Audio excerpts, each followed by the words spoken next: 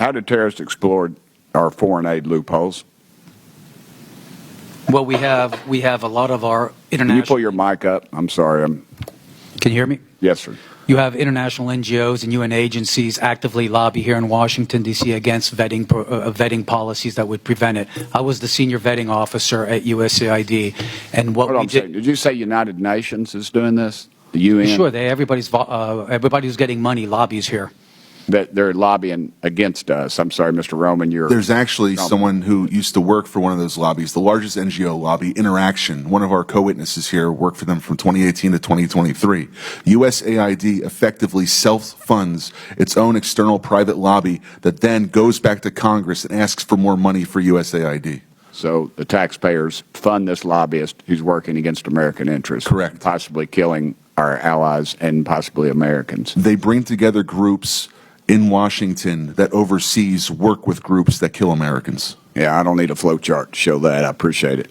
Do you think USAID programs have been aligned with the national security interests of the U.S.? No, they have not. They have actually helped China. Mr. Roman? No. Okay.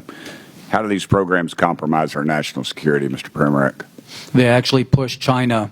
They actually push much of the world towards China on the green energy agenda. They push people, ordinary people, billions of people towards China because of the resentment caused by our social reengineering.